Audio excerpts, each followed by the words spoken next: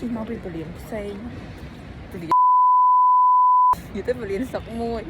muốn ăn xã trong tê vậy men vlog នេះមក review ពលានថ្មីទៅគេបើកតាំងពីយូរហើយប៉ុន្តែខ្ញុំទៅបានហោះមកចុះនៅពលានថ្មីហ្នឹងពេលហោះចុះទៅដំបូងមិនចូលប៉ុន្តែឃើញគឺមានអារម្មណ៍ថាស្អាតមែនព្រោះអីឃើញមកទលាយហើយនឹង architecture គេចេញមកឡើង clean ហើយ clear ហ្មងហើយពណ៌អីគេនឹងក៏អែមដែរ fly ដែលខ្ញុំជិះមកចុះហ្នឹងនិយាយទៅមិនđượcរៀងច្រើនគួរសមហើយអូខ្ញុំស្រឡាញ់ lighting នៅហ្នឹងអីមែនតើគឺស្អាតហ្មងថតមកឃើញឡើងច្បាស់ចេះនោះយន្តហោះខ្ញុំមិញមកដល់ហើយឥឡូវយន្តហោះនឹងគេទៅវិញហើយគេដឹកខ្ញុំទៅលាក់តែ2នាក់ហើយគាត់មកគេជិះតទៅវិញទៀតហ្នឹងហើយនេះខ្ញុំមកខ្ញុំជិះនេះប្តីខ្ញុំជិះនេះ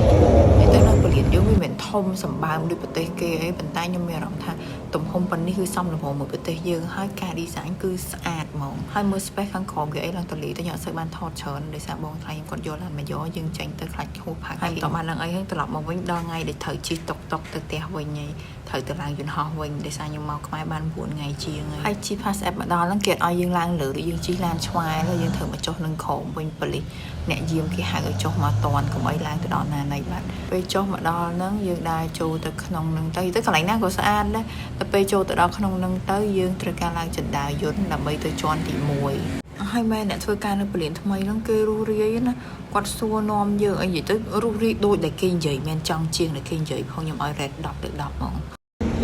ក្បោបវីបាត់ក្បោបគេយកគេអូវ៉ាលី2ហើយ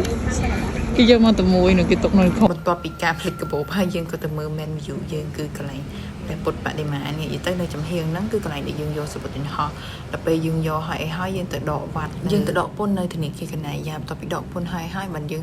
ចូលទៅ check in មួយទៀតទៅយើងចូលទៅកន្លែងញ៉ាំអីខ្ញុំជាមួយនឹងស្វាមីទៅផ្ទះបន្ទាប់ពីមកកម្ពុជាចំនួន9ថ្ងៃមក9ថ្ងៃផ្សារនេះលឿនមែនតើហ្មងទៅនេះមួយថ្ងៃទៅនោះមួយថ្ងៃពីមកបើកឡានរហូតដល់ឯងស្រុកគាត់នៅលើឡាន24ម៉ោង40ម៉ោងនេះយន្តហោះនោះយើងជិះគេទៅយើងជិះអាចារ្យធំគេតែខ្ញុំ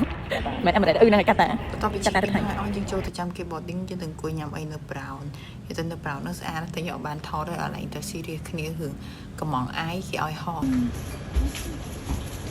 ចង់ញ៉ាំអាយវិញសុំទៅកក់គេមួយ